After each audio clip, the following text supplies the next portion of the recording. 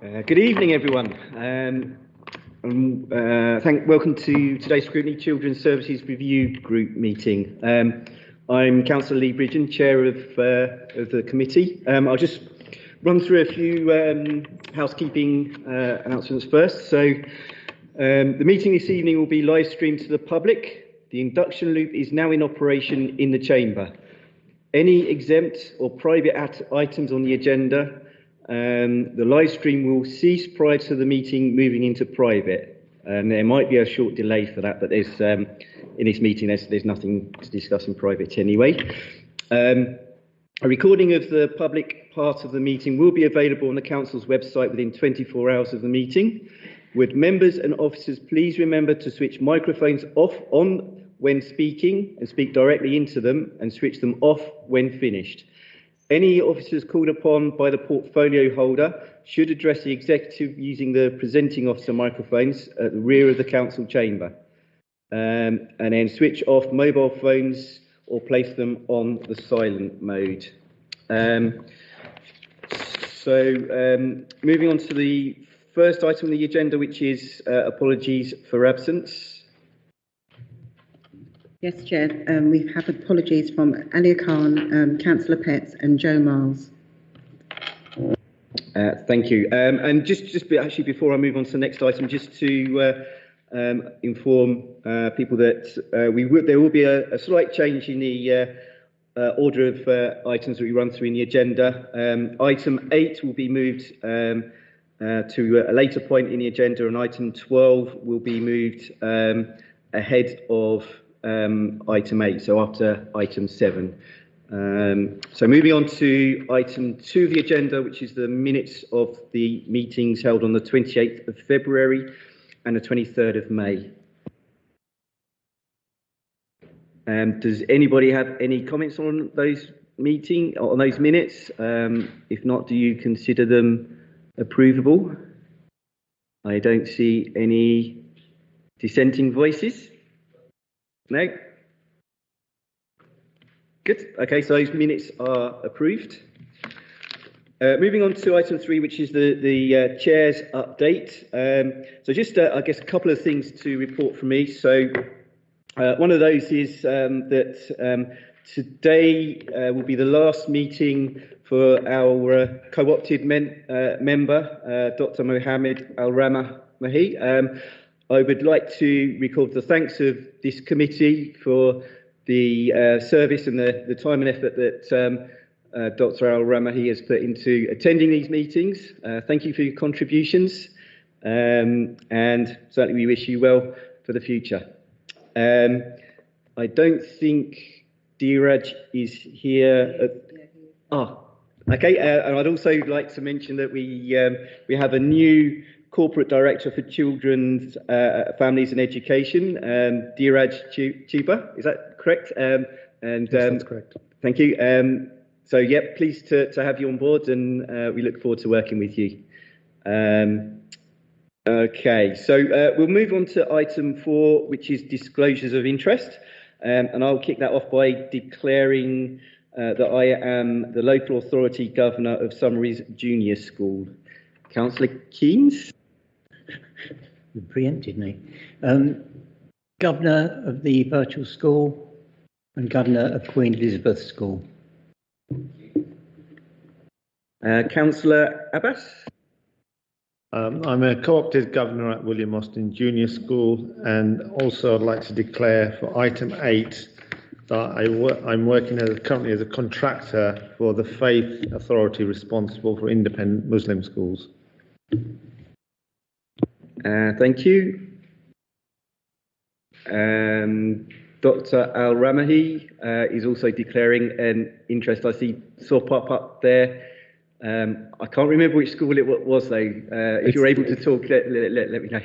Sure, Chair. It's the Meads Primary and Grasmere Nursery Schools. Thank you.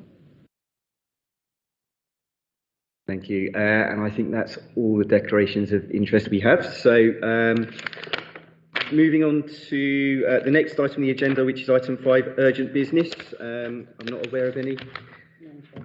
Okay, so no urgent business. Item 6, references from committees and other bodies. None, Chair. Okay, thank you. So we'll move on to item 7, which is the Children's Improvement Plan highlight report, which is on pages 11 to 19 of your agenda packs. And this is with Teresa Gallagher, is it? No? Paul. Oh, Paul, sorry, Paul. Yeah, Paul Jogi, who is Paul the head of service. Thank you. Good evening, councillors. So I'm just presenting a revised children's improvement plan. So we had met with CLT and with Children's Improvement Board through February and March, and they asked us to go away and relook at how we'd written it and what we'd done. So we've updated it completely based on 4 themes. So improving quality, improving implementation of learning, improving our tools that we use, and improving our strategic partnerships. And the idea of this was to move us into that thinking and heading towards from requires improvement to good, rather than just staying within requires improvement. So we think we've done that very successfully. We've now had it all signed off at both CLT and at Children's Improvement Board. And we've had a recent focused visit, and while we haven't received the final report on that, the feedback was positive on our trajectory for improvement, and the inspectors could see progress. So we were very pleased with that. So I'm quite happy to take any questions on the improvement plan before I kind of move on to any more detail about what activities taking place in the previous 3 months. If any councillors have any questions around the plan. Question for me, obviously one of the most challenging areas I think has been in terms of recruitment of social workers on a permanent basis. How are we doing on that, and how's the academy going? Are we going to sort of see some social workers staying on from that? And what's the retention like from the academy? So we've the academy is actually going very well. It's very positive. We've got 6 ASYEs, so assisted year in employment, recruited or will be recruited by July, but they're onboarding. We have created a social work apprenticeship programme, and we've got 10 apprenticeships available, and we're recruiting for those into September. And these are all ways for us to try and future-proof our workforce and try and bring people in and keep them. Our retention, I don't think it's moved a great deal. With the challenges that we have right now with cost of living, actually just keeping the workforce that we've got has been a very positive outcome, because there are some places that are losing social workers as they go to try and obviously manage their budgets better. So, Teresa, is there any additional? Yes, there has. We are making good, steady progress in that area. So, if you think that for children's services, our overall FTE in terms of numbers will be about 205, 206 social workers. Out of that, we have 196 are permanent members of staff. No, out of that we have 96 social workers. Out of the 96, we have 61 are agency, and we've maintained this number now for a significant period of time. You're talking about 31.1213% of the social work workforce. We want to decrease that more, and we're working to that. But you all know, in terms of the challenges around recruitment, what we've done well is maintain what we have now. Academy is doing well. We're growing our own, and currently 26 ASYEs in fact, 28 ASYEs in progress, and all of them at varying stages of finishing their degree. So some are finishing in December, some are in September, some in October. But we have that number in the cohort. Plus, as Paul said, the 10 apprentices we have who will all take up their social work degree program in September. Yeah. Thank you. And apologies if it's in the report, I couldn't see it. What's the target for the percentage of workers being sort of agency staff? You know, we would want, you know, zero agency, but we know that is not. I wouldn't say it's not achievable. There are some authorities, we know Essex have, you know, their percentage is very low, so we're working to that. But really, you know, the overall we will be looking at 10%. If we achieve up to 10% or 10 to 15% of our social workforce being agency, we will be doing very, very well. But yes, we always aim for zero. Thank you. Any other questions or comments from the floor? Yep. Thank you. I was looking at the plan here, and there's a number of strands that said not started, and the starting date was in March. Is there any particular reason why these haven't started, or some of the actions on here haven't started? Yes, I can answer that. Sorry. It's simply we haven't updated the plan correctly. So I have gone back and tried to review and update, but there are a couple of occasions where we have missed it. So I apologise for that. The start date generally is because we haven't got the project resource in place to be able to move it off.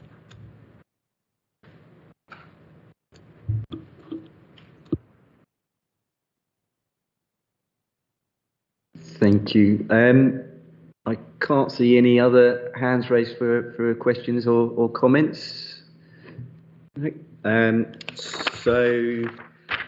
the recommendation is that the Children's Services Review Group consider and comment on the improvement plan and highlight report attached, which we have done. So I think I'd just like to say thank you for the report. So if you could maybe provide an update in relation to those March dates, that'd be great. Thank you.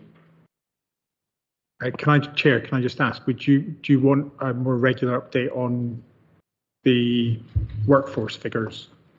That would be good. Yes, please. Yeah, because I think that is one of the key points that was raised in the Ofsted report as well, yes. Wasn't it? So it's one that I think we should monitor quite closely. Okay. So Chair, what I'll do is in future highlight reports, I'll put in a bit more detail so that you can see the figures and what those figures mean.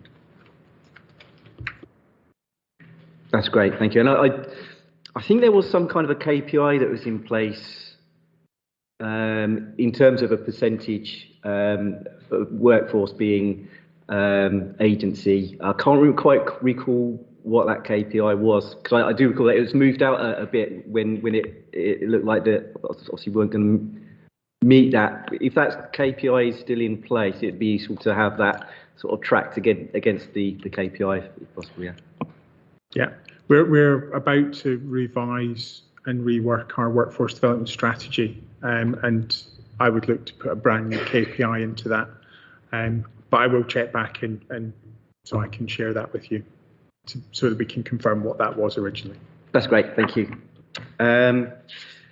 Okay, so moving on to the next item of the agenda, which is item 12. We've moved forward. That's the Surrey Street Send unit, which is on pages 70 to 100 of your agenda packs. And that's with, is it Nicholas? Nicholas Adams now. Thank you, Nicholas. Thank you, Chair, and good evening, everyone. Nice to meet you all. I'll give it a second. As you may be aware, both nationally and locally, we are experiencing increases in the need for SEN provision, particularly in Luton. This unit will be able to address some of the predicted shortfall by utilising existing space at Surrey Street Primary School, and in so doing also provides value for money. Further to this, there is no provision, SEND provision currently in the south of Luton, so this would provide local pupils with a SEND provision to attend, which would also potentially reduce in transport costs and transporting pupils across town so they can access this unit. Any questions? Yeah, Councillor Keynes has a question, I know. Yeah, Surrey Street. Is it really up to speed to be a special education needs? As in Surrey Street? Yeah. Yeah, so Surrey Street already has a specialist unit that they created themselves called Flamingo Bay, which has been recognised as good teaching practice already, where they currently utilise with pupils who currently have EHCPs at the school. There's a significant number of EHCPs in the south, 58 I think it is at the moment, and in order to cope with the increasing numbers of EHCPs, they've already developed a provision, and as I say, have been graded as good by Ofsted with that provision already in place. This will be an addition to that, which will allow them to support further pupils. So it will be up to 8 in the first year and a further 8 the following year, so 2 classes effectively. And obviously that will come with further specialist support, so specialist teachers as opposed to the standard teachers, SEN trained teachers and specialist TAs as well, which they have just employed actually. So we're only talking about 16 children? Yes, we are. Yes, it's a provision within the school, so it's utilising existing space that is available, which is more cost effective because, unfortunately, at the moment we don't have as many places in our special primary schools as is the demand. Also, just to add to that as well, it sort of offers a wider sort of suite of options for parents. So this unit is for some children who could cope some of the time in mainstream school, but also need some specialist support in school as well. So it's sort of a different option for parents as opposed to a special school, which is what our current option is. So it is small, but if successful, there's no reason why we couldn't add to that model in the future. So we are planning on developing more in-school SEN bases. We make reference to that in the report, but I think it's something we could really grow in the future because I think it's good to have a number of options for parents who have children with EHCPs that need a range of support in school. So I think it's a start of something really positive. So these kids that will be going to this school, how will they get there? Because the parking facilities are atrocious up there. Yeah, so it depends on how local they are to the provision and, whether they're able to reasonably walk to school. If they're not able to walk to school and not reasonably able to walk to school the distance-wise or due to their special needs, then we'll arrange transport. So it's, that has been thought about. Lots of our schools are tight sites, as you know, but we think that we can arrange a suitable drop-off and pick-up should transport be required. Right. Can I also ask what's going to happen to the nursery? The nursery's going to continue. Yeah, the nursery's doing really well at Surrey Street. Do you mean Chapel Street Nursery? It's currently on the site of the school's nursery. Nursery at Surrey Street? There's a nursery at Surrey Street which will continue. That's reasonably new but doing really well. Also on the Surrey Street site at the moment, due to move out shortly, is Chapel Street Nursery because their building had to undertake major refurbishment works. They're temporarily on the Surrey Street site due to move out next month. So it's constantly trying to have best utilisation of the school surplus capacity, which we're looking at. It's worth noting actually that because Chapel Street were there, further parking provision was actually created, which has actually given them more capacity for additional staff for potentially when this unit comes into operation. So we're not losing any nursery places? Right, okay. You're not. Okay, we'll see how this goes. I'm not particularly happy with it. I think it's too small to really the ineffective issue. I just want to make a comment, and the comment is, when we built Richmond Hill School over in Crawley Green, we were told by educationists who know what's going on that never will be a shortfall in special education needs places. It's not happened. We told them at the time, build another story on top of Richmond Hill. The foundations are there. We can't do it now, obviously. But once again, we took notice of what the educationist said, and it's proved a great disaster. But just again, we told you so.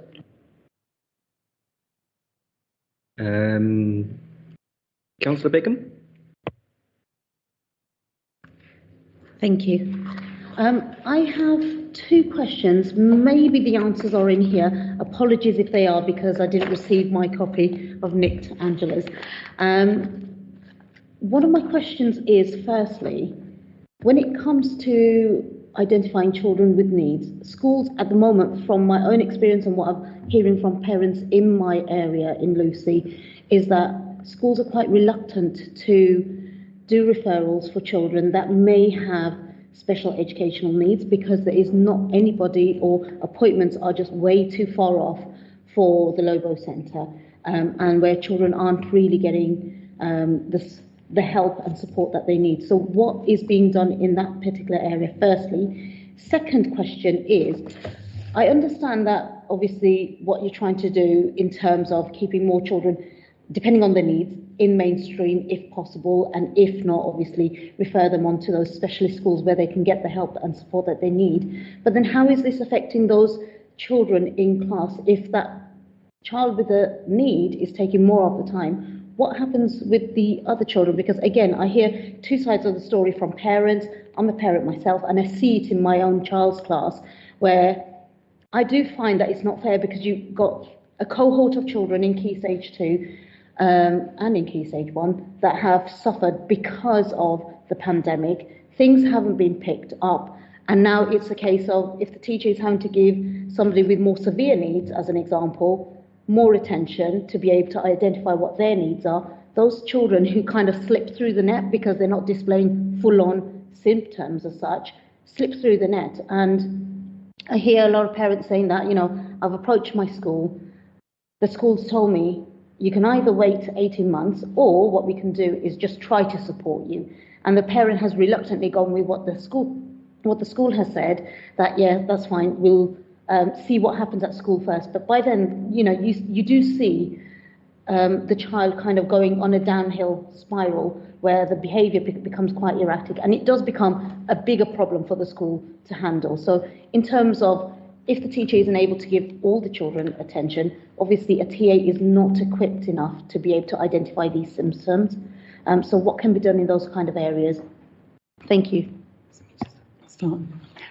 I think the first thing to say is that the council is receiving a higher number of EHCP requests. So it looks to us like schools are referring more and more pupils for EHCP assessments.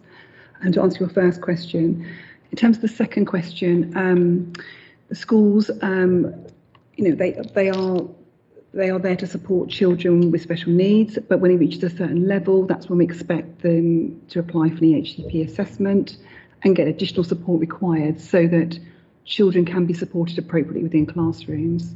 But there is a certain expectation on schools if the costs are within £6,000, then that's something that they should be able to meet within the existing budget. But if it's over £6,000, then that's when the HCP assessment is really called for.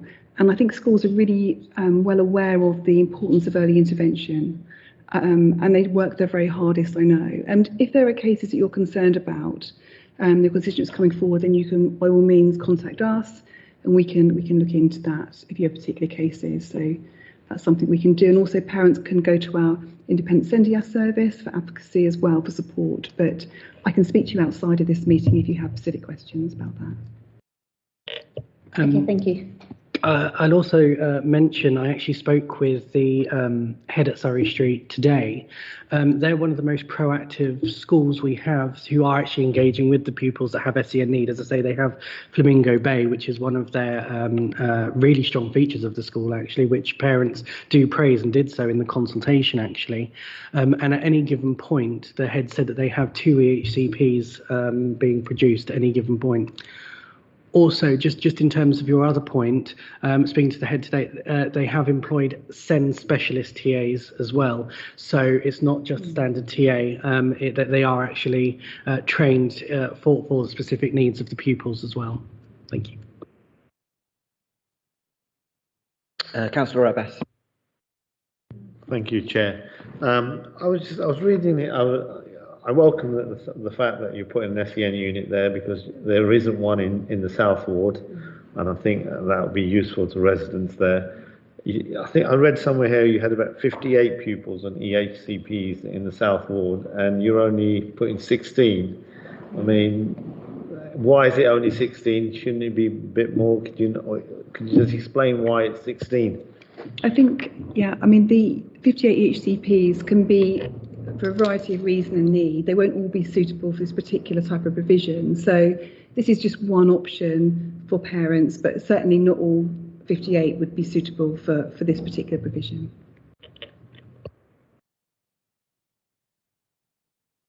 Thank you. Any other questions or any comments?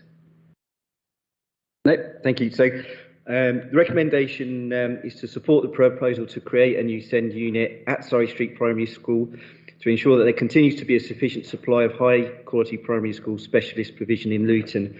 I think I acknowledge the point made by Councillor Keynes in relation to the previous school, where an additional capacity could have been considered maybe a bit earlier, but we are where we are, and I think this proposal should be supported, and so I'm happy to support that. Are we all in agreement? Any dissenting voices? Don't think so. No. Okay. So thank you for your report, and yeah, that's finished. Is there a message just come up?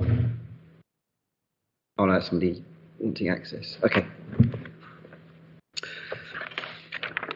Right, so moving on to the next item of the agenda. I don't think we're ready for 8 yet, are we? No. Okay, so we'll move on to item 9 of the agenda, which is the UNICEF Child Friendly Luton. That's on pages 23 to 49 of your agenda packs, and is with Lisa Hudson. Lisa, yep, thank you. Hi, that's me. Yeah, welcome.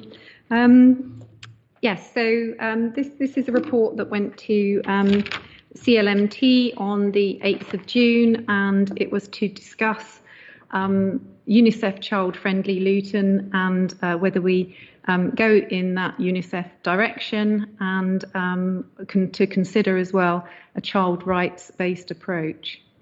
So in the document, you'll see that I've put together an ideal structure of what would be ideal, I think, to deliver child-friendly Luton in, or child-friendly town in Luton.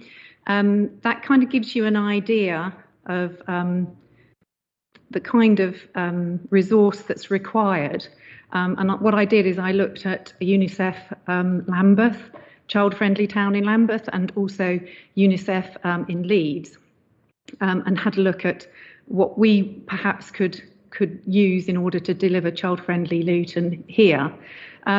However, it's very evident that we lack the resources and we lack the finances, so we've come up with alternative options, the best that we can, and that option is to find the UNICEF annual fee, which is 35,000, and to repurpose an M4 post into from Children, Families and Education, recognising that then leaves Children, Families and Education short in that particular post and that area around projects. But repurposing that to work purely on child-friendly Luton. So that's kind of, I think you've got the report in front of you. There's been an awful lot of research and sort of looking at what others are doing and what the UNICEF 35,000 annual payment actually delivers. And it's felt that in particular is very good value for money, considering the support that they will bring into Luton if and when we've made our expression of interest, if they agree that we're okay to join the programme. So yeah, any questions based on the report that you've got in front of you? Councillor Keynes. Right, thank you. Item 16. 2 of these schools are still not up to speed. What are we doing about it? Hey? We're on item 9. I'm on the wrong page. My apologies. That's all right. I'll ask that UNICEF question child-friendly in a minute Luton. Yeah, that's all right.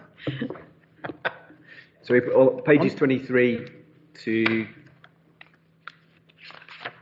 well, 23 onwards. Right. I'm just testing you all. Councillor Abbas. Thank you, Chair. Lisa, I think I've got 3 questions just to get things clear in my head. On page 23, I was reading that list of what child-friendly Luton looks like. And I think whilst it talks about reducing educational health inequalities, I didn't see anything about achieving excellent educational outcomes. And I think, I don't know if that's been taken from somewhere or that's been your drafting, I don't know, but I think we need to, if we're going to become child-friendly and look at eradicating poverty as we talk about, then excellent education outcomes is something that we should be striving for.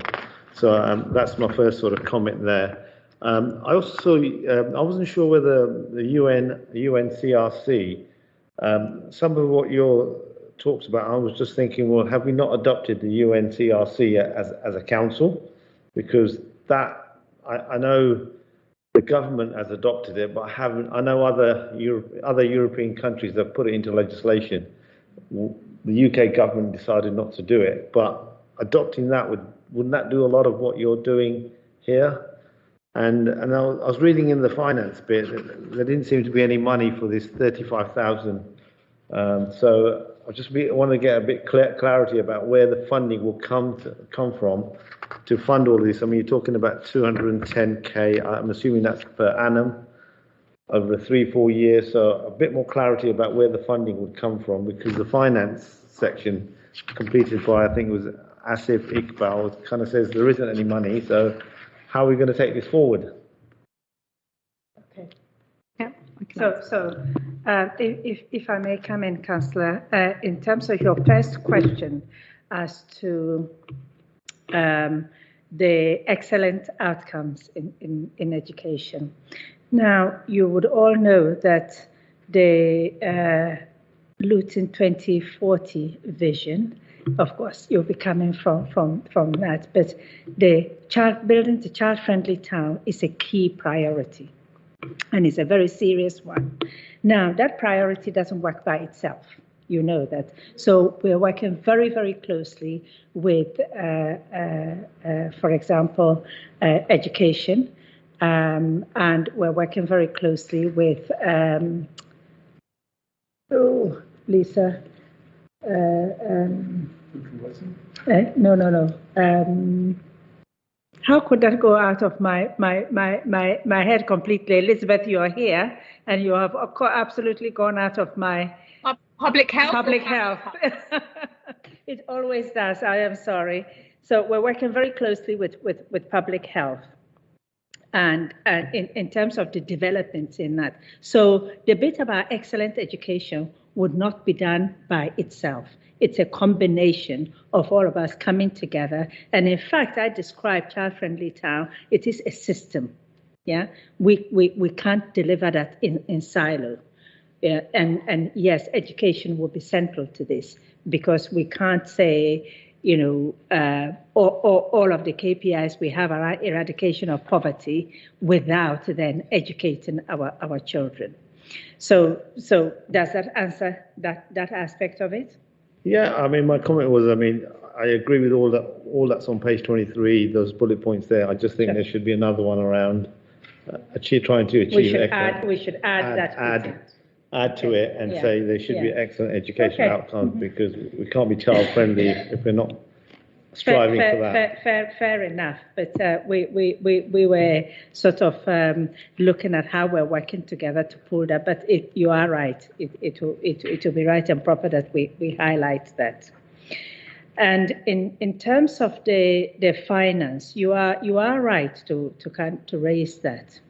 We spent a lot of time discussing with our partners as to how we would fund, this. Now, the model that Lisa and I came up with, we looked at what would be the ideal model to run this, because we had to look at ideal. We're aiming high here. And the ideal model would be the cost as you have seen there. We also know, all of us know, it's not a secret, our current financial position in Luton. So we said, well, at this moment in time, we cannot have an ideal model. So what will be the next best model? And the next best model, we said, would be for us to be able to work with UNICEF and bring UNICEF to the table. And that will cost us $35,000 a year. And we're very, very pleased to say that, yes, we have that funding. Our colleagues from Public Health and Luton Rising came up trumps to kind of help to support that venture so that we can bring UNICEF to the table, and then we can begin with their support, make applications for grants in various places. And on with that then comes that, within the department itself, we have given up Lisa in her post to just lead on that for certainly the first year, second year. Yeah, so that is why, so we haven't got the ideal model. You would note that the other local authorities have actually put in a lot of money in this. We looked at that, we were very jealous of that, but we have to be realistic that this is what we have in Luton, this is what we can manage at the moment. Next year may bring better luck for us in terms of finance. Can I just check that 210 that you've listed as your ideal team structure, that money is secure, so you've got that funding? We certainly have got the funding for the UNICEF for the next 3 years. Yeah, so we have that support. We've got the funding for a project lead, and dare I say, in the form of Lisa. We haven't got all of it. But as I explained to you, with UNICEF backing us, with us having a project lead, we are then in a position to put forward grant applications to work with. And of course, in our next year's budget, we would be looking at how we have that in our base budget as well. Can I be devil's advocate here? You're going to pay UNICEF £35,000. The first thing they're going to say to you is, why don't you adopt our UNCRC? Well, Lisa, let me give you this, because we have. Yeah, so I think it's really important. So first of all, can I come to your first question about the education? That's very much one of the target outcomes of child-friendly Luton, and it is also sits very beautifully with UNICEF requirements as well. Bear with me, I just need to get back on my screen. The bit about UNICEF is, yes, you're absolutely right. The UN Convention on the Rights of the Child is absolutely what we should all be doing as best practice anyway. It doesn't sit in international law, although Scotland have adopted it, and so I think Wales are about to or have already. So England still aren't quite there. But yes, Part of what UNICEF do is UNCRC, and the principles from that are very much written into the programme that will come into Luton. And it's a child rights-based approach programme, and it's that model that we follow. And there's also, I think, 3 human rights that come out of that model as well. The £35,000 funding that Teresa spoke about is very much so. I think Public Health can guarantee us the 10,000 for the next 3 years, and Luton Rising the 25,000 for the 5 years if it takes that long to get to that recognition of UNICEF child friendly. And absolutely, with the child's rights-based approach and the strength-based approach that we follow with UNICEF, we'll also follow the UNCRC, and it's very much recognised that although it is best practice and we should all be doing it, in reality, the gap between children's experience of the UNCRC principles and rights for the child is very much different to an experience. So this is about really making that come out into our practice, our policy. UNICEF will work with counsellors to help them to understand what it means about a child's rights-based approach. They will work with the whole town and they will hold us to account. And that's what we felt was quite important. Otherwise, we could be calling ourselves child-friendly Luton tomorrow, but who's to say we are and who's to say we're not?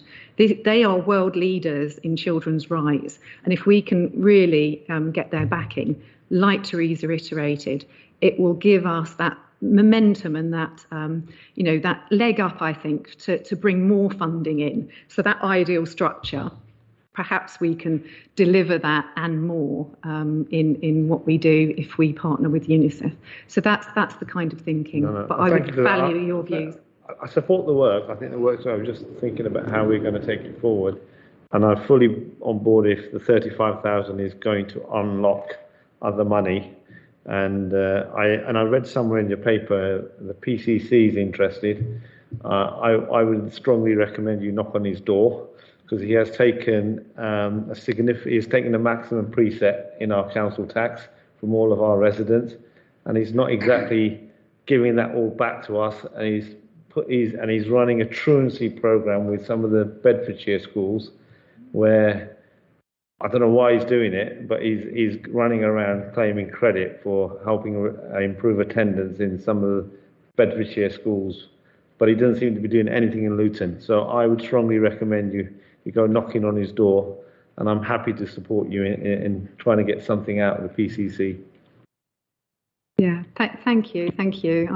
Like the paper did say, I have met with him, and he's very eager to get on board, especially if we go down the route of UNICEF. And he thinks that we will be able to bring in more funding, just like we did with Sports England.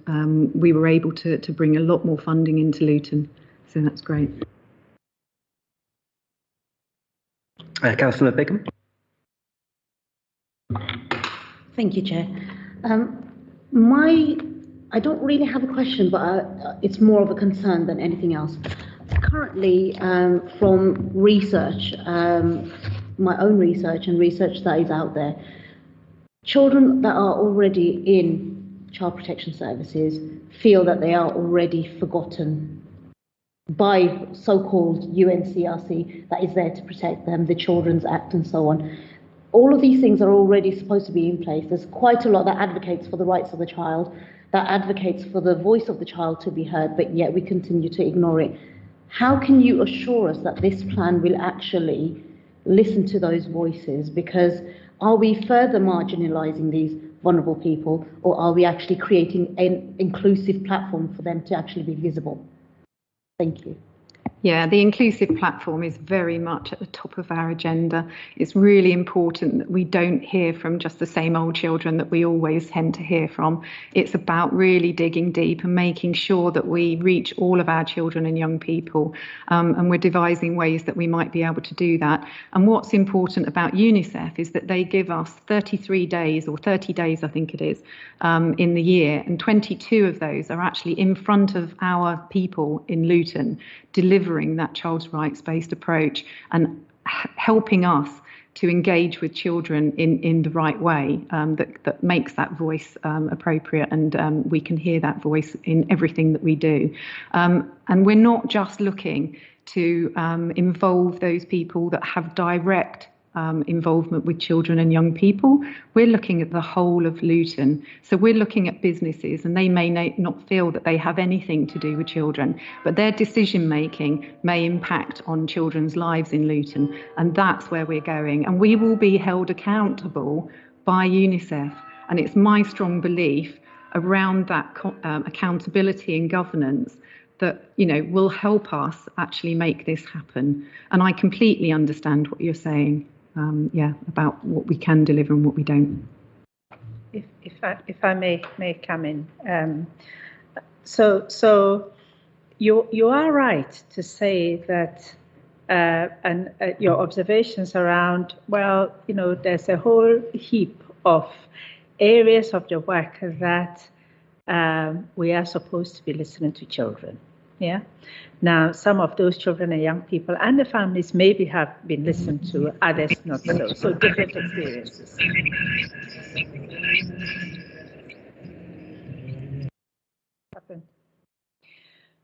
What we are trying to do here is not one thing fits all.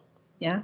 And so what we're trying to do is to continue to ensure children and young people are ahead, but we're also now trying to open up and look at different ways that we would do that. And this would not just be about, you know, children, young people. This is about a community. You know, children don't just appear by themselves. They appear with parents, don't they? And they appear in a community. And we know that one of the criticisms for myself as a social worker has been about how well are we working with how well do we know our communities? Yeah, with all of us here have complained about now nobody in the community cares about anybody anymore. So I see a neighbor's child behaving badly. I'm not going to say anything because it's not my business. What we're trying to do is to bring back what we all miss and would want. The community belongs to all of us. And children and young people belong to all of us, and make children and young people feel that, yes, they do belong in the community. They can position themselves in the community, and that their voices will be heard in the community. And that will be in different ways. It wouldn't be in one single way of delivery. So my ask of all of you here as councillors, we will be coming out there to ask you to sign up as champions, because you are meeting a lot of people in the community. Yeah. Now, and I have said this over and over, we talk about child friendly, we've seen it written. If we go out in the community and say, community, do you know about child friendly? They probably will say no. Yeah, because we haven't engaged and done that work with them. And that's what we're wanting to do. And the ask is that, you know, the support from you guys will be out there in the community. When you are meeting with your constituents, talk about that. We will, of course, put that structure and mechanisms in place. But we can't do that without your support. Thank you. Any other questions or comments? No? Okay. So let's just go. So recommendation was just to consider and comment, which we've done. So thank you, Lisa, for the report and the responses, and Teresa. Thank you. Okay, so we will move on to the next item. Thank you. Item 10. He's here now. Oh, okay. Okay, so we'll go back to item 8, which is the schools Ofsted update plus independent schools, which is on pages 20 to 22 of your agenda packs. And that's with Caroline. Thank you very much. Good evening, everyone. Apologies for lateness. Ironically, I was at a school getting Ofsted feedback, so it's very relevant to this paper. So colleagues asked me to come and talk about the Ofsted profile of all of the schools in Luton. Obviously, that's going to be out of date at any one time, but we'll take it as a point in time, and it'd be useful perhaps to do this on an annual basis, and also to include an overview of our independent schools, which have caused us some concerns in the past. So we've had lots of schools inspected this year. Out of 70 schools, we've had more than 21 schools inspected. We're running at about one a week at the moment. But many are still overdue. So some of our exempt schools, so some of those schools that are sitting on an outstanding from a long time ago, are waiting anxiously for the phone to ring for Ofsted to come in. But I'm pleased to say that the data is showing a significant improvement over time in Luton schools. So we're now nearly 90% of schools are good or better, which is better than national and also better than the Eastern region. We've got 2 schools that are sitting on inadequate and will be for a while, because it takes another 3 years for them to be inspected. So we know that Wenlock Juniors, which has now joined the Diocese of St Albans, MAT, as a Church of England school, and Lee Manor High School is joining Chiltern Learning Trust on the 1st of August. So those 2 schools will still have that inadequate rating for the next 3 years. We've got 5 schools which requires improvement. 2 of them, St Matthew's Primary School and Grasmere Nursery School, are maintained schools, so maintained by the local authority, and they're due to have their inspections any day. And we're really hoping that those will improve their outcomes and that they will be judged as good. The 3 other RI schools are all academies. One, Farley, was a maintained school when it requires improvement, and joining the Whipperley Academy Trust was a move on the part of the local authority to support that school improvement. So it became an academy as part of that strategy. They're now due for inspection any day, Farley Juniors.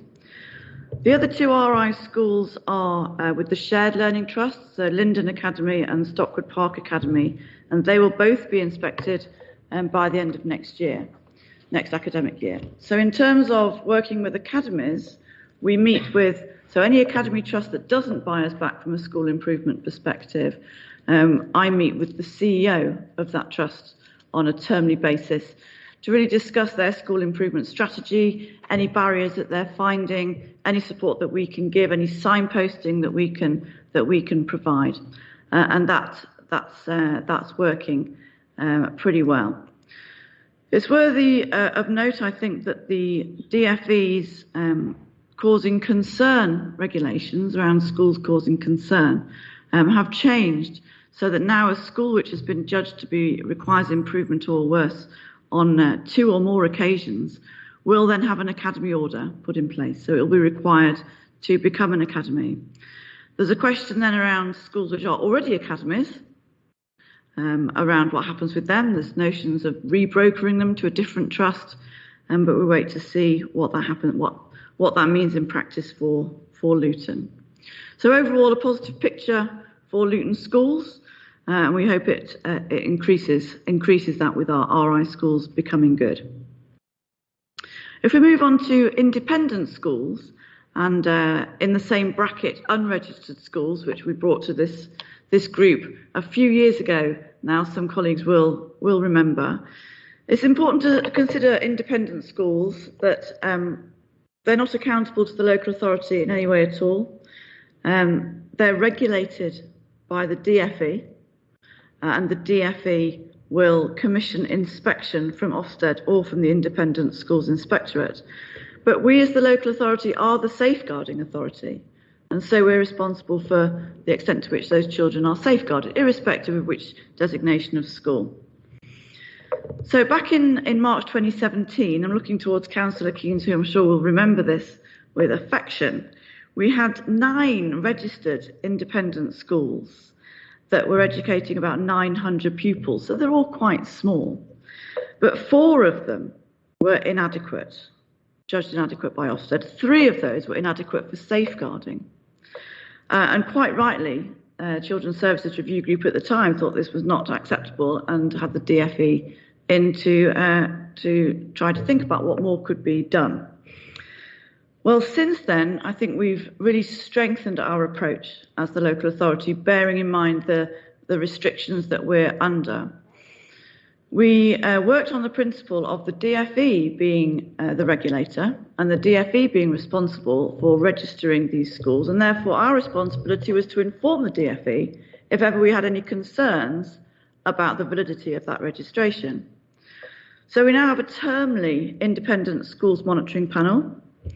Any school that we have any concern about after that meeting, whether it's about not moving in terms of their Ofsted inspection, whether it's around not engaging with our free safeguarding training, whether it's about complaints that we've had through, we just write a note of concern to the DFE. And if it's to do with safeguarding, we suggest that they intervene to safeguard children. We then think that has a triggering effect in terms of commissioning an inspection.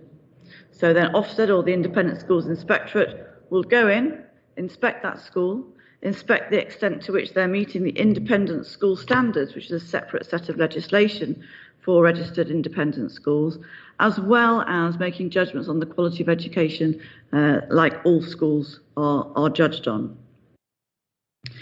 In addition, I think we worked closely with Ofsted. It helps that I'm an Ofsted inspector. I trained to be an independent schools Ofsted inspector, so we had that sort of triumvirate group of the local authority, the DFE and Ofsted. And we were also able to support independent schools who wanted to know more about how do we meet these independent school standards. So we were available to do that. So increasingly, we've found that since 2017, it's been quite a slow process, but a sort of steady, I won't say wearing them down, but we've been persistent in our expressing our concerns. And Ofsted have been persistent in going back in on the behest of the DFE and reporting that they're still inadequate or they're still not meeting the independent school standards, and so it goes on. Increasingly, though, it's much more joined up. So the lead inspector is now more often than not calling the local authority during the inspection to find out from our safeguarding and education team what the engagement of that school is in relation to safeguarding and if we have any safeguarding concerns.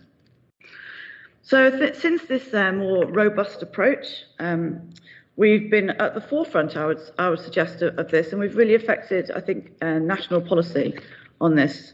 So we're now in a much stronger position. So we've now got 7 independent schools, which you'll note are a slight reduction. We've gained 1 and lost 3. And this is the table as of when I wrote this report. 2 schools have been inspected since then, but their report has not yet been published. So I'm really pleased to say we don't have any inadequate schools. We've got 2 schools which require improvement, one of which has not met the independent school standards, which are the 2 Al-Hikmas.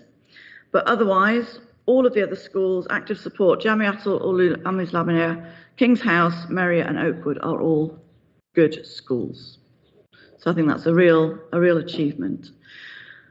3 of the schools of our original schools have closed down, so they've been deregistered for various reasons. Olive Tree did get to RI, came out of inadequate, got to RI, but they were looking for new premises and COVID really affected them. So they haven't found new premises and so their registration has ceased. Luton Pentecostal Church Christian Academy similarly lost their premises and have not been able to find another one, and during COVID sort of disappeared, and so that has now closed down.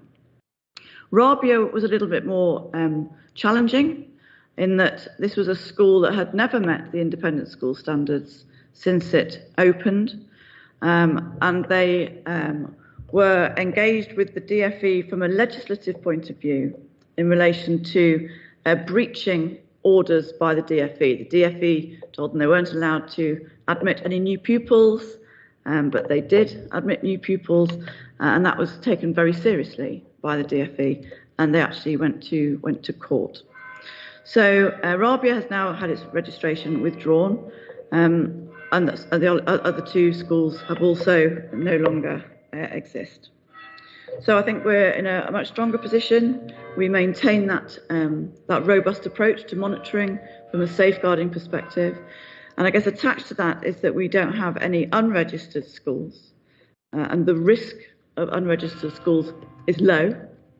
It's low because we have an unregistered school strategy, which people are familiar with, where any settings which people think may be operating as a school and shouldn't be are reported through to us in safeguarding, and we report that through to Ofsted, and they investigate.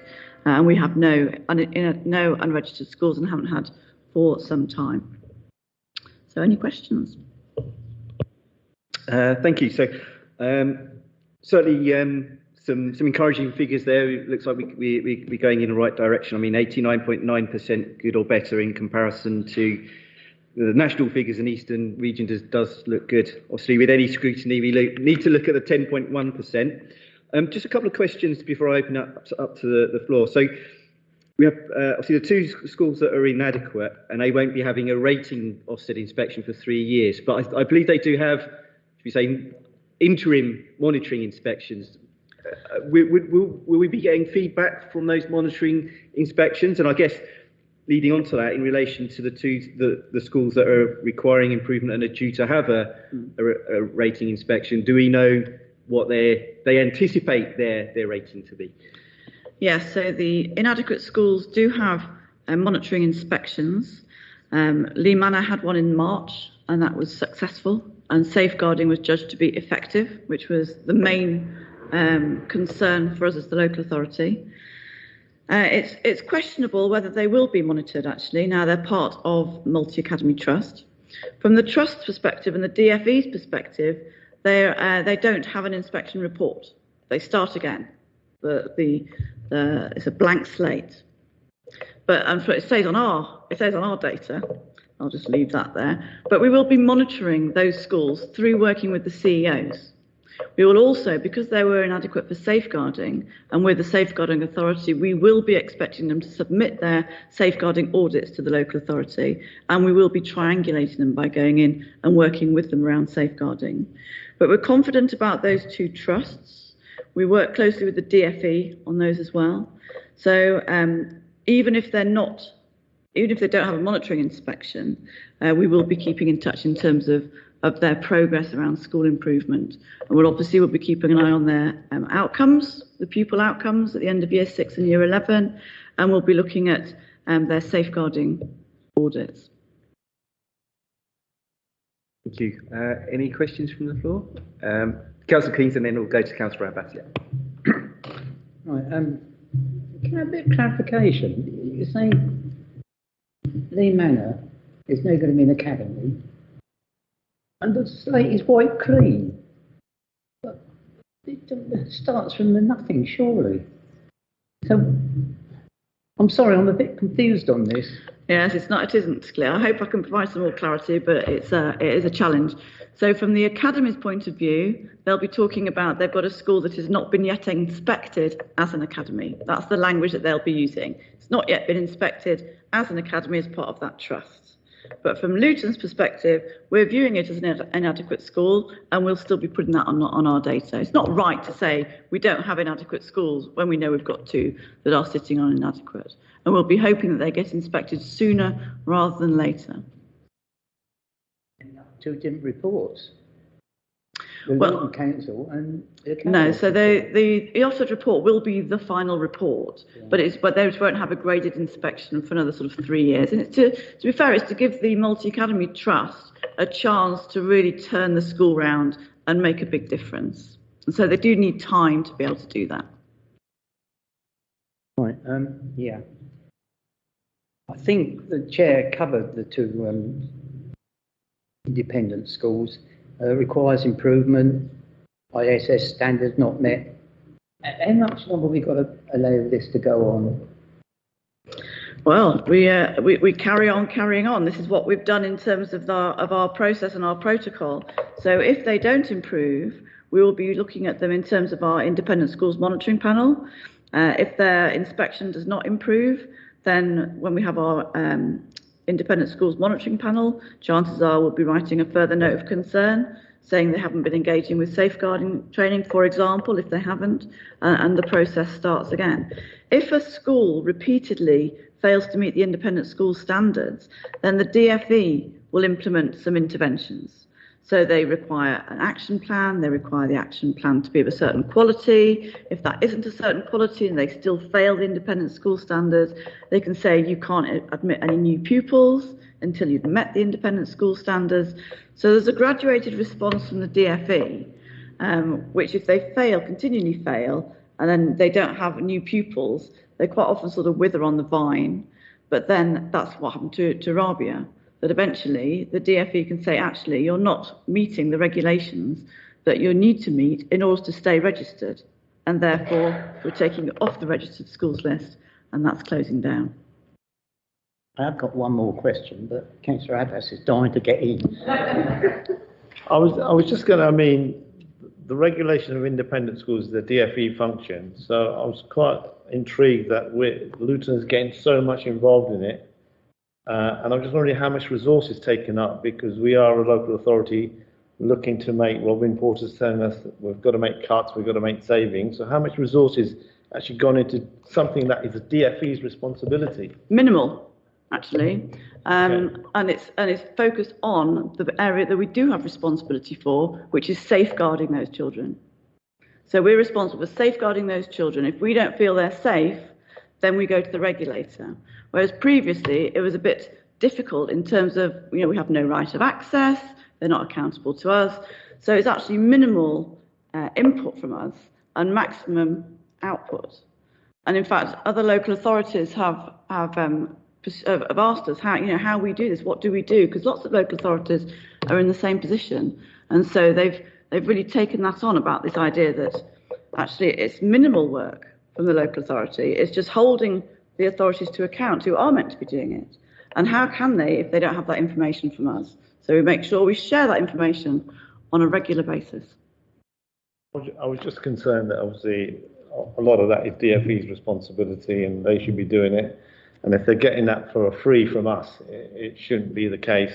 But if it's minimal, I mean, I know working for a faith authority that looks after independent Muslim schools, there's a lot of work going on. DfE is cranking up, and there's a lot of work going at that level to tighten the regulation, and they're working with a lot of authorities on that and driving that up anyway. And I've seen lots of local authorities even offer free safeguarding training to their independent schools. Yeah. I don't know if Luton does that or not. Yes. And that's something that is across the country. So it is DfE, and it's a shame they got rid of the schools bill from the white paper, because that was giving them even more powers to intervene faster and quicker when they found out there was a safeguarding concern. So this is all kind of being driven by DfE. I just wanted to make sure we weren't doing a lot of their work for them. No, absolutely. On the contrary, we're not offering any school improvement, not offering any activity, although we have engaged with the Association of Muslim Schools on a traded basis and done a lot of training with them. So we still trade with schools if they want, if they want to pay us, absolutely. But I think we're really clear that it's our safeguarding duty, and we don't really go beyond that. So we don't have any comment to make on the quality of education in any of these schools. It's around safeguarding. That's all it is, around safeguarding.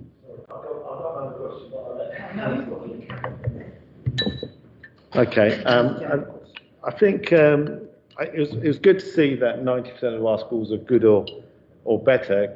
Can you explain to me why then the DfE has got Luton as an education investment area and ranked it amongst the bottom third of local authorities if we're saying 90% of our schools are good?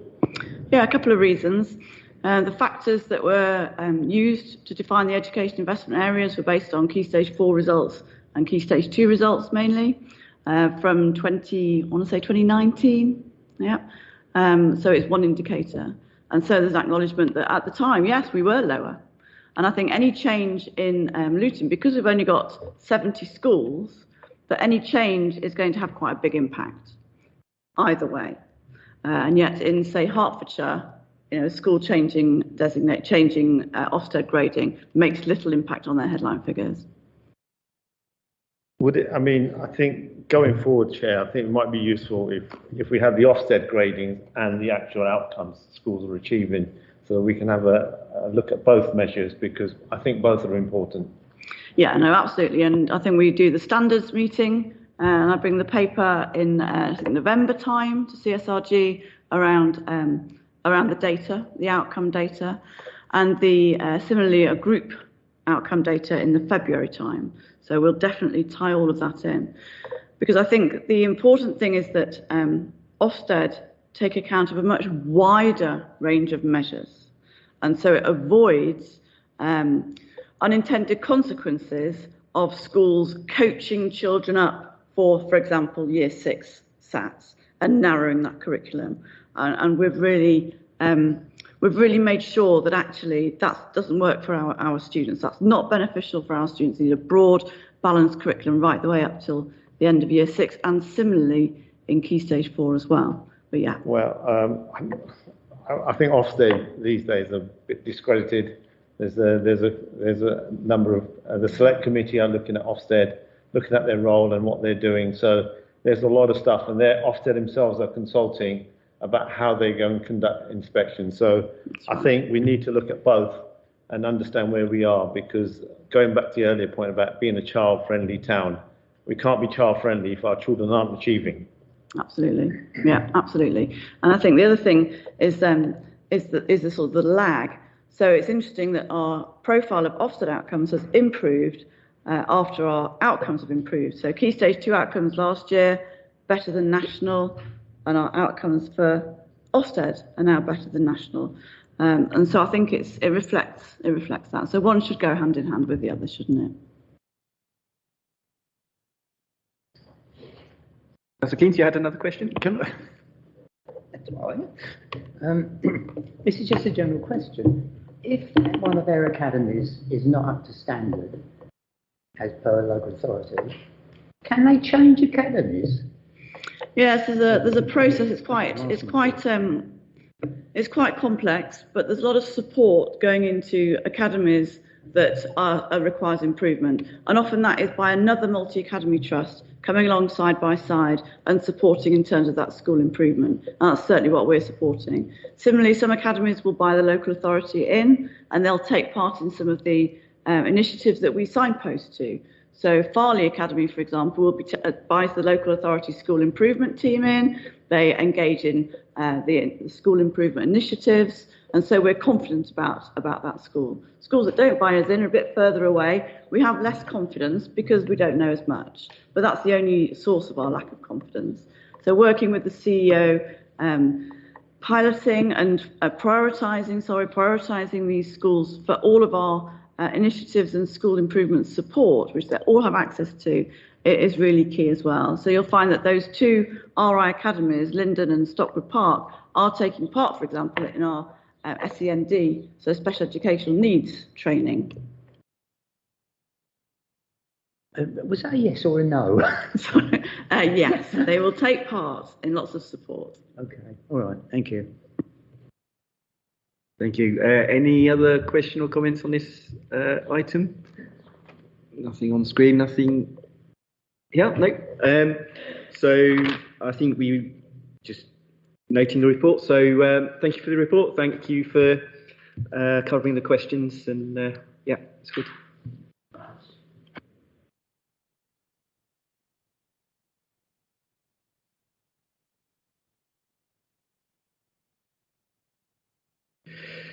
Okay, so moving on to the next item of the agenda, which is item 10, which is on the to follow pack that was sent separately, and that's with Michelle Bailey.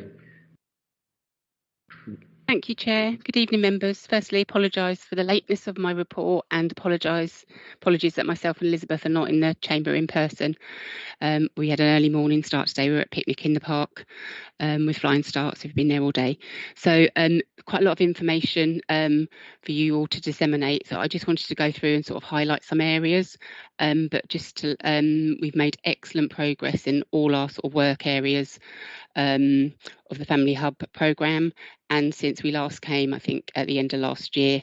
So it's really good to be able to come back and update you kind of all the improvements and the progress that we've made. So just a few highlights. So we've had recently confirmation of our Year 2 funding from the Department of Education, and they have confirmed that we are on the upper tier of the Year 2 funding, which is great. We've built lots of capacity in and staffing in our 0 to 2 year services, as that's where funding is focused, particularly on that kind of first 1,001 days, to ensure that all our children have the best start in life and are kind of school ready. So we have got Family Hub community link workers in post within Flying Start. We've got an enhanced infant feeding team to encourage more mums to breastfeed and breastfeed for longer. We've got social prescribers that cover our maternal, our mums after giving birth, and 0 to 2 years children. We've got a new antenatal programme that is just due to start in the beginning of July called Bumps, Birth and Baby Stuff, and we've restarted Bumps on Zoom, so that's available for all new mums and new parents.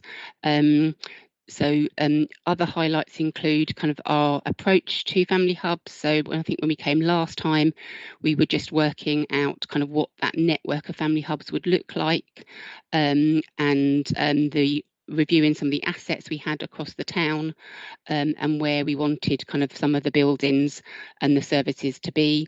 So we've now secured space at Parktown, so that is now our initial sort of Family Hub.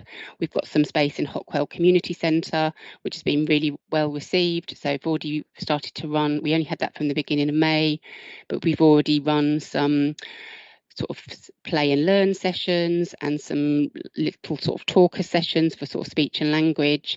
And just to give you an idea of kind of the level of need in that area, we had 4 parents booked on, but we ended up having 18 parents turn up for just one session. So there's a huge amount of need, and the feedback that we're getting from our families with regard to kind of Flying Start services or early year services being more visible and available across the town has been really, really positive. So there's a massive need there. We've also got space at Pastures Way, at Fox Clubs, at Foxdale, and we've really strengthened and widened our outreach. So I think that is really key to kind of this network of family hubs to make sure we've got a presence and services in all the wards across the town. So I think we have included a map which is actually shows the new wards in town, and we're developing that further, so it's a bit clearer on kind of where our proposed sites are. So we're also working with our libraries and our active Luton sites to kind of and other community centres that we don't own to run services from, as well as some of our faith settings and our sort of community organisations. So really lots of outreach, and you'll see from I think one of the later slides where we've included the Flying Start timetable. It's a real jam-packed timetable, so there's lots of services on offer that parents can access, and we're trying to get them right across the town. We've also got a Family Hub webpage on the LBC website, so parents, anyone can access, but it will tell you a little bit more about Family Hubs, and it has links to all our partner websites so they can get further information, and they can also link through to Flying Start website and book on and find out more about what's on, and how they can actually get involved as well and be part of the programme. We also are working and having discussions with a digital company called Bebot AI about developing a standalone Family Hub website and app that parents can access.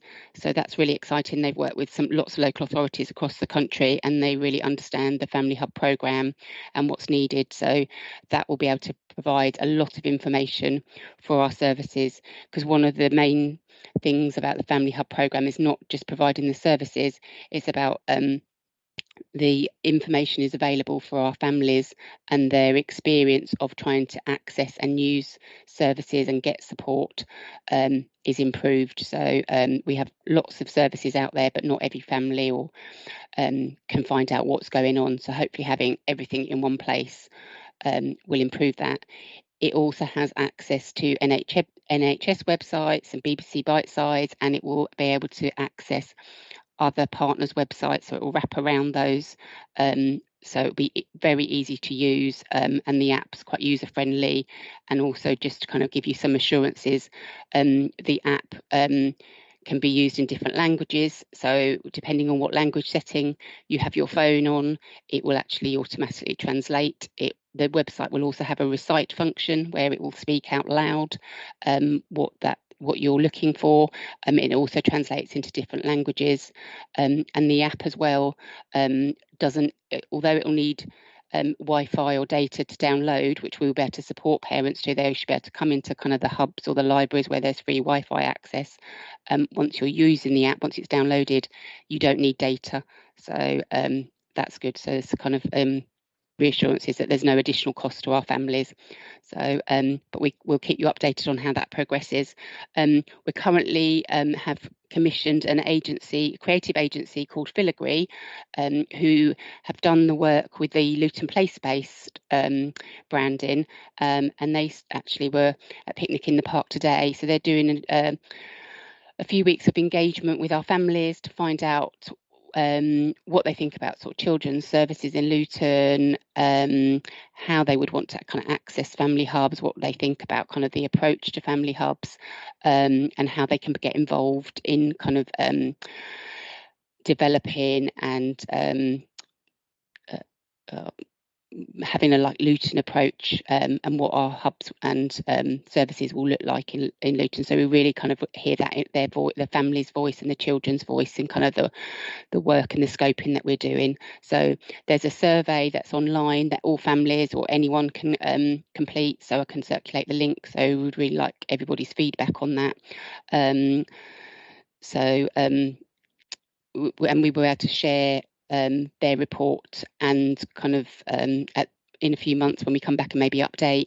And one of the outcomes of that creative agency is they will then develop from the conversations they've had with our families, they'll develop our branding and our logo for our family hubs. So it's really exciting. Hopefully the work will be completed by September. So as I said, we'll be able to come back and share what that branding and logo looks like.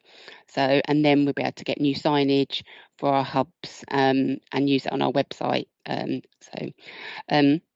We've also working with the Family Hubs Network, which is a national organisation which are very instrumental in developing the Family Hub programme, and they're coming into Luton in a couple of months. We've shared some information with them, but they're doing a temperature check, so we can just take stock of what we've had, where we are, and the vision of where we see family hubs and the services in Luton. So again, they will be providing a report, and we'll be able to come back to CSRG and update you with that. So we're also commissioning the University of Bedfordshire as the kind of Institute of Health Research to do an evaluation. So they're going to be looking more at system change and transformation. So part of the programme is kind of how all our different services and organisations work together.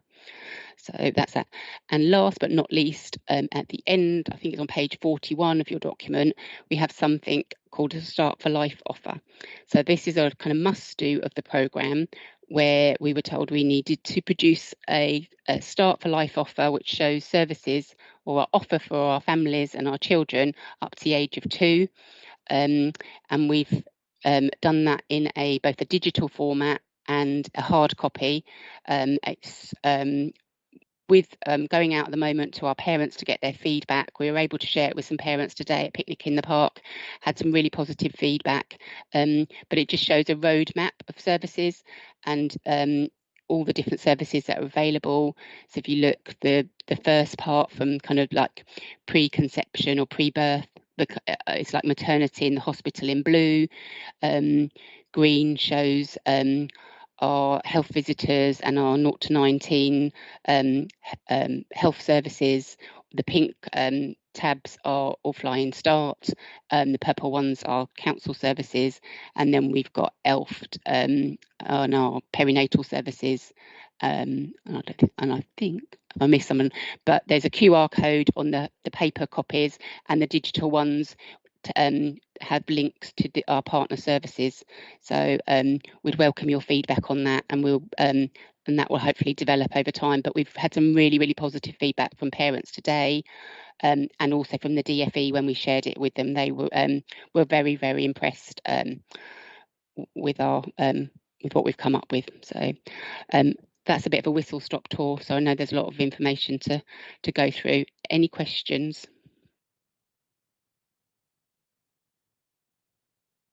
Councillor Abbas.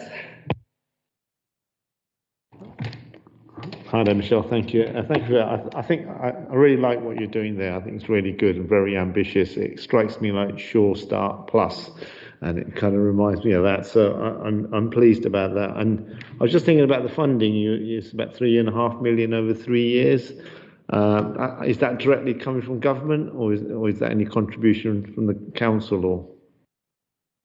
No, it's all from the government, so it's all from the DFE and the Department of Health and Social Care.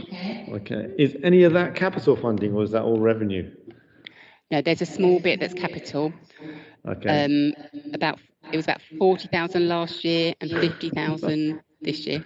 Sorry. Okay. So they're not helping with the capital because No. Because that would do, because that was one of my other questions. It'd be good to have one of these hubs in every single ward.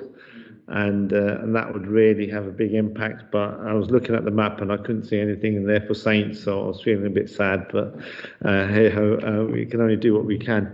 The other thing I was going to suggest on there was in terms of you talk about a holistic health approach, and I wonder whether health is contributing anything from. They have a significantly bigger budget, and whether from a children's health perspective, are they going to be contributing towards these family hubs? So I'll respond to. It would be great if we could have a space in every ward.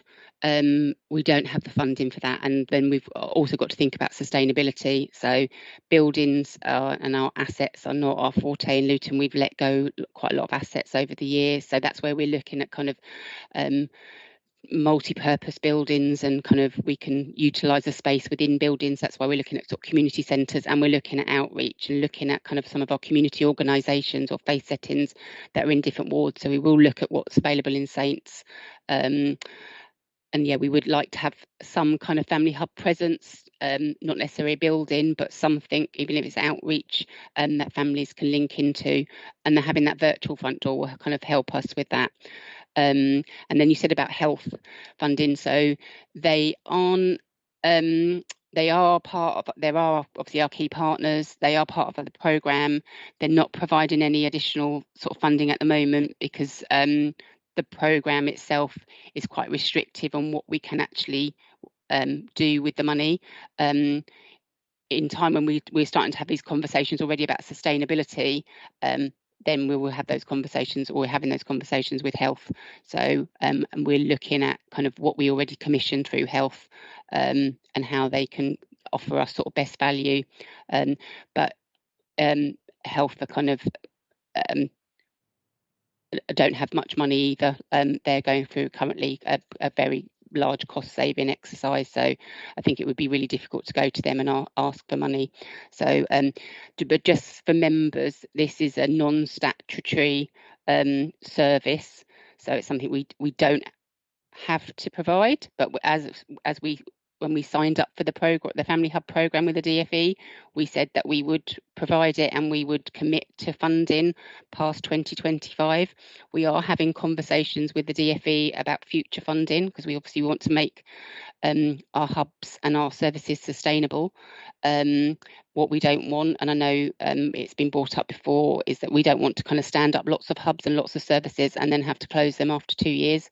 So that's why we want to kind of be quite ambitious and invest in a kind of future-proof digital model and a service. And we looked very carefully at what services we already had, and after the children's centres closed, in public health, we made sure we continued to fund and commission some Fly and Start to deliver services, a very slimmed down version and in a different way. So that's why we've got that kind of outreach model. So it's a very ambitious programme, and the sustainability element is quite complex and challenging. Thank you. I've got another question, but I'll let somebody.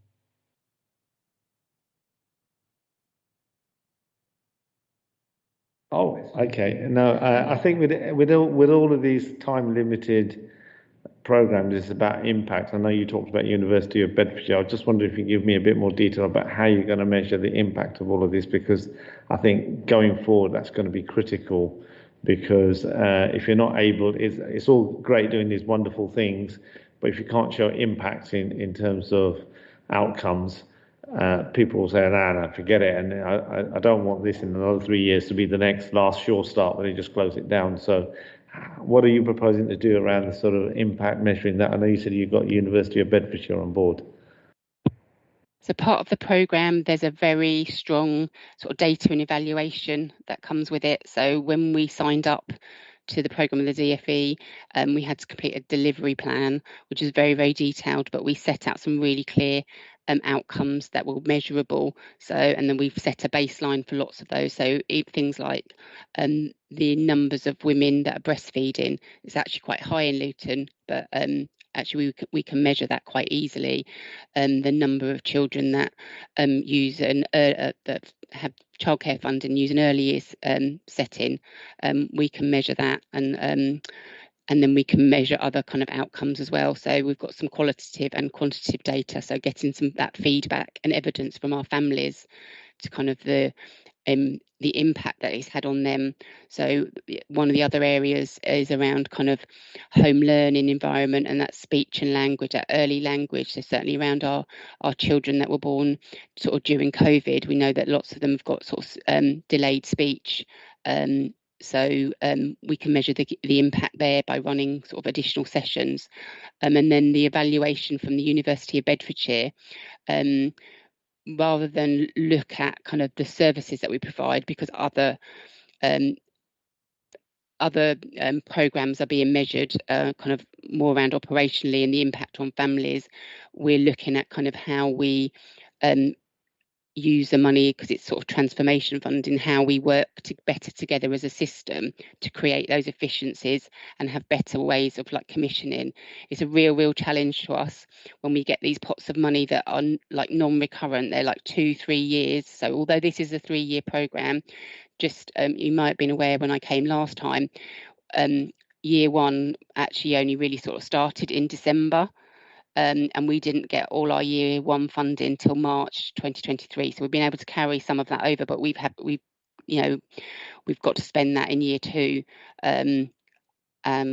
So it is a big challenge, and then it's very difficult as us as commissioners to kind of commission long term, because we don't know where we're getting this funding from, and then it has an adverse impact as well, because it's difficult to recruit staff because you're recruiting them on sort of fixed term contracts. So it's a very exciting programme, and it's fantastic for Luton. It's great that we've got this funding. It's filled a huge gap, and it's much needed, but we do really need to think about kind of what we're going to be doing post 2025, and would really be asking members to kind of be on board and kind of support kind of like additional sort of funding, and how we can sort of have something for our future. And we've heard earlier about the child-friendly town, Luton 2040, all our schools and that, and this programme really supports all our children and all our families.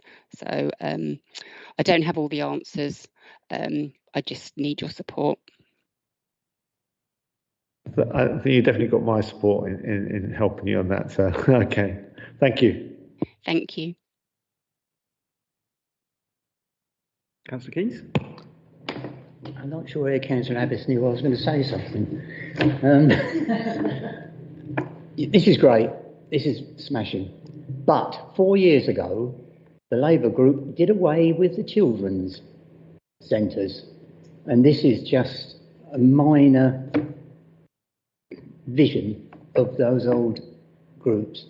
It's good. You're going the right way. Congratulations. But once again, we told you you shouldn't have done it. And you're doing it. You're bringing it all back. And that's great. Well done.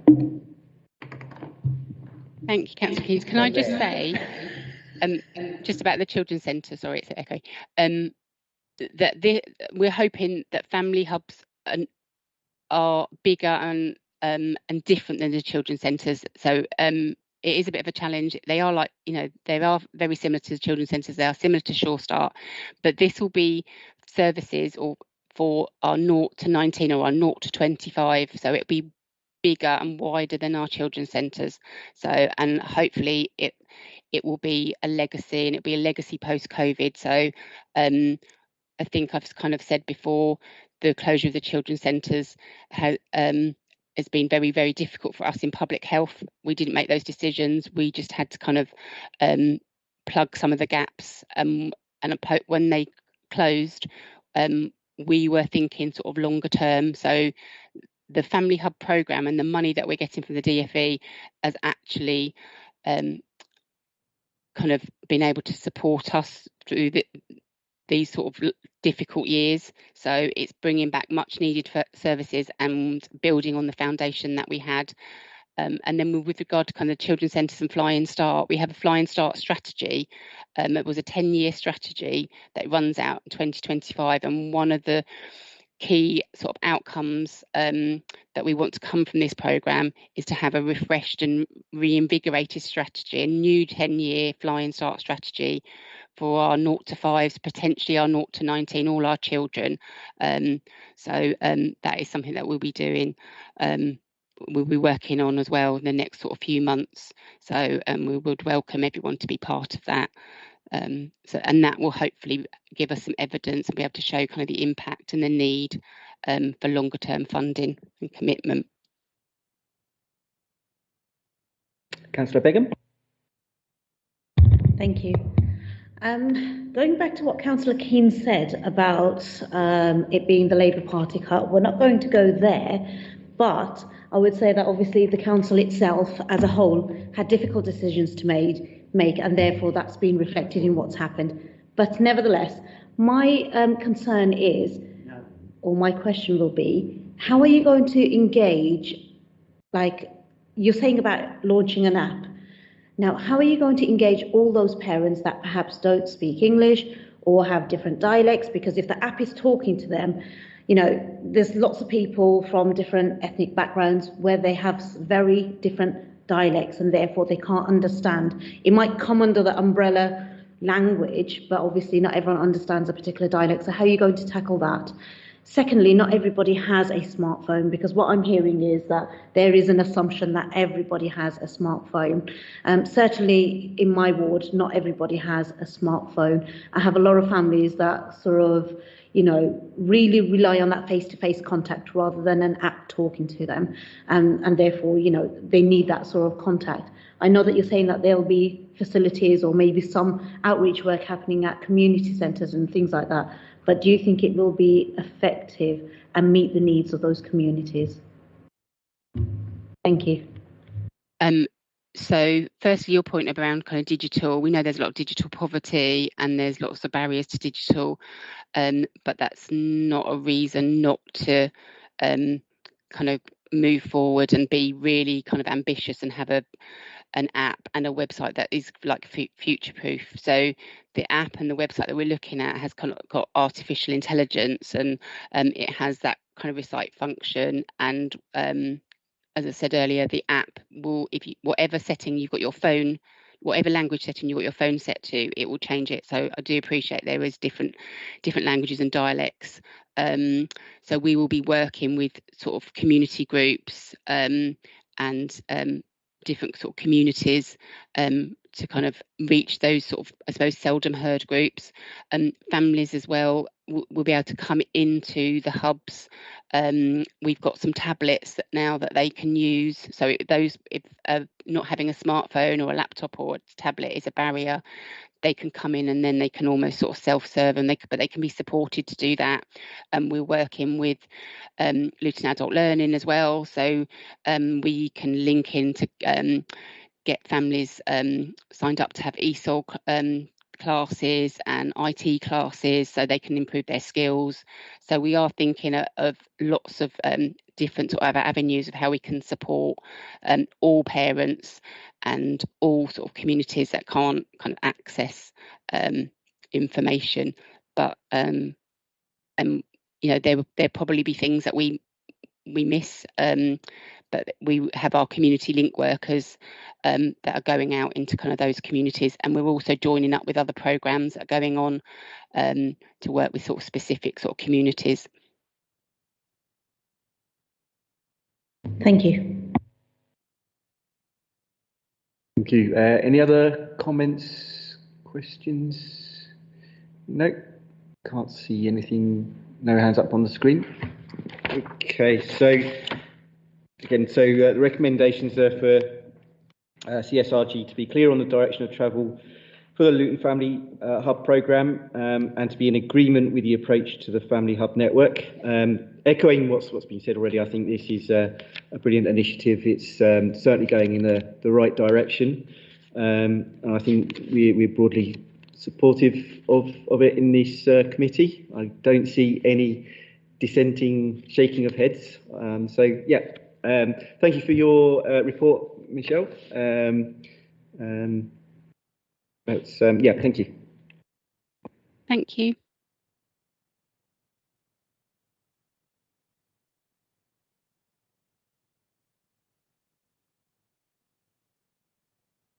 Okay, so moving on to the next item of the agenda, item 11, which is the IRO annual report, which is on pages 50 to 69 of the agenda pack. And that's with Sandra Thomas, is it? Yes, that's correct. Good evening. And I would like to firstly apologise for the date of the report. As you can see, it is for 21-22. The reason for that is that this report was due to come to our children's corporate parenting board in November. That was cancelled until the March and therefore had a knock-on effect to this meeting. So it has come today, but I would like to reassure that we are working on this current year's report and it will be presented in the correct timescales. Okay, so you do have the executive report, the overview report and the full report. I won't go in detail to that because I hope that you have had the opportunity to read that. But just in terms of headlines, that the local authority at time of writing the report had nearly 400 children in our care. Figures today, and these are today's figures, we have 418 children in our care. The reason for that increase is the increase in our separated migrant population, which rose at the end of last year, and also the government's quota for how many children the local authority takes in has risen to 58. We are working extremely hard with those young people, and actually we do have over our quota in our care, and working with local authorities colleagues to move them to other local authorities who have capacity in their quota. The IRO service is a statutory service, as you're aware. We have increased our capacity in the IRO service to increase as the children in our care has increased. We have now 12 independent reviewing officers, and at the time of writing the report we had 10 with an independent fostering reviewing officer. So that just shows the field that we need to have more capacity in the service to make sure, and points raised earlier, that our children's voices are heard, they're included in their children's reviews, and we can make and scrutinise care plans for these children from our colleagues in social care. As you can see, at the time of writing the report, our performance indicators for timings of reviews sits about 98%. Our statistical neighbours nationalised at 90, so we're working above the percent of our neighbours. Yes, with 2%, what's happening with those 2%? Why are we not 100%? And that's something that we would always scrutinise in the work that we do. And we do have good engagement with our children. Yes, we could do better to get to 100%, but we're sitting on 93% engagement, and we are working to ensure that we give children and young people the opportunity to chair their own children in care review meetings. They're the few headlines that I'd like to share. Any questions, I'm happy to take.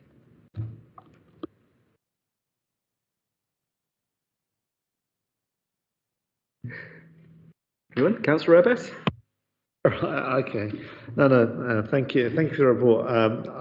Happy with the report. I was just reading some of the stuff that you're saying over the last 6 months. There's been a 50% increase in the number of under ones or 1 year old new babies being. I just wondered why that was. Is that unwanted pregnancies, teenage pregnancies? What the issue was there? So we've done a lot of work pre-birth. So we've tightened up our pre-birth procedures, identifying those children within our public law outline. So that's the process before we instigate proceedings. So we're doing lots of work to ensure that children remain at home. We do have a number of higher cohort of children that come into our care under ones, but also you can see teenage children as well. That has, if you look back over the previous years, been sort of status quo. And we have employed in the local authority 2 pre-birth workers as well that sits in our operational services to get in front of, those issues to try and present children coming into care.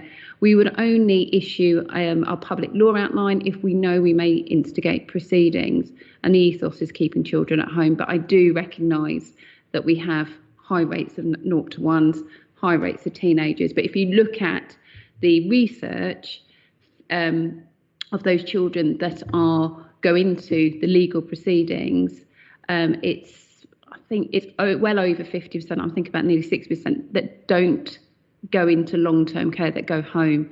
So it's about actually, have we got our thresholds right to begin with, to make sure that we're doing more to keep children at home rather than having them in our care.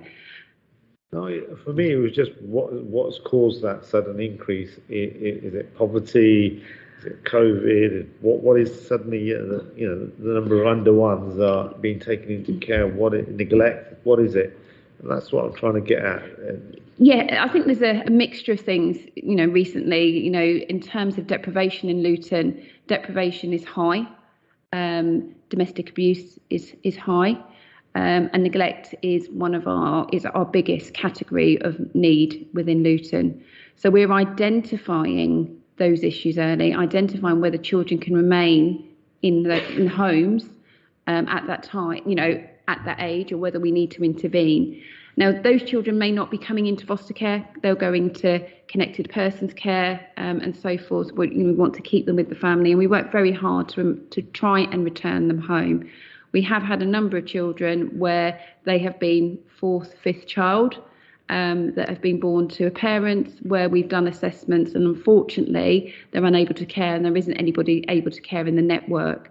And certainly I know of one family where we're on the 10th child, and despite, obviously the court proceedings, those parents will continue to have children until they can keep a child.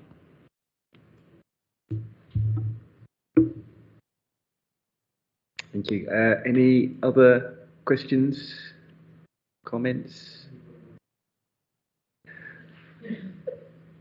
Okay. So yeah, I don't think we've got any other questions or comments. So yeah, I think the recommendation is to endorse the report and the incredible work that's taken place to improve the best outcomes that we can for children of Luton. So yeah, thank you, Sancha, for that report. Thank you. Okay.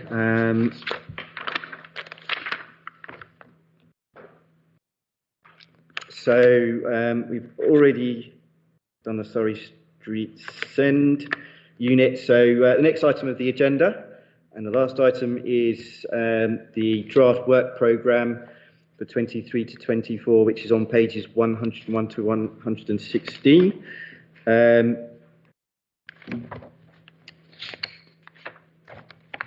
So yeah, so I think obviously we can look. Usually we tend to limit the number of agenda items to 4 per meeting.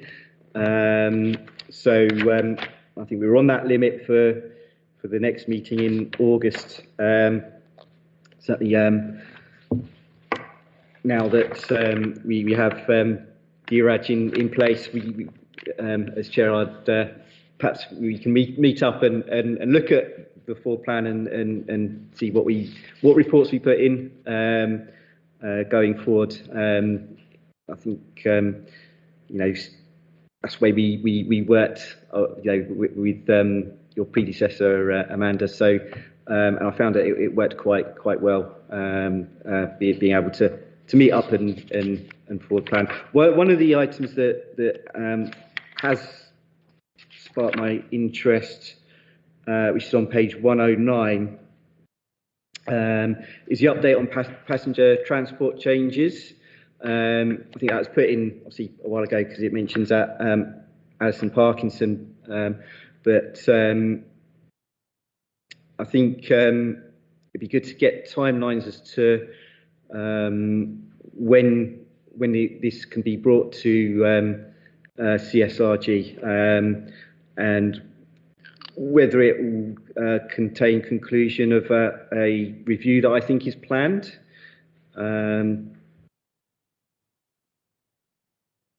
Yeah, I don't know whether you want to comment on that at this stage.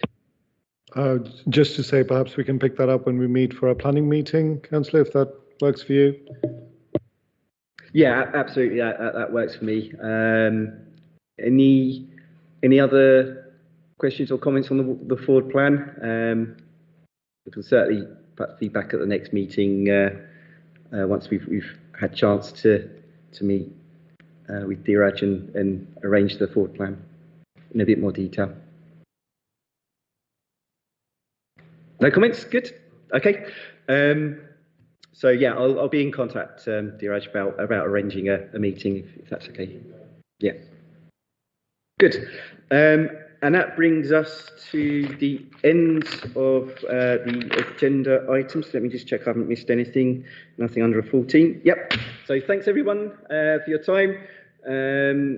Thank you, Dr. Al Ramahi, and best wishes for the future. Thanks everyone.